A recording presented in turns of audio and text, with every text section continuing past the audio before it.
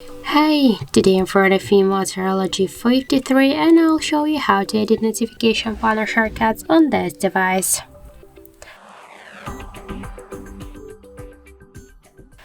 So first open notification panel, and if you wanna add here some options or remove some of them, or just to change positions of the icons here, we should just click to this edit icon, and just to add some options to our panel, we should just hold the icon and drag it to this up section by this way.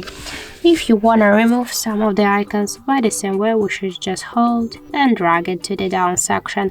And to to change the positions by the same way, hold the icon and drag it. Just to save the changes, click to go back, and that's it. So thank you for watching, and if you find this video helpful, don't forget to leave a like, comment and to subscribe our channel.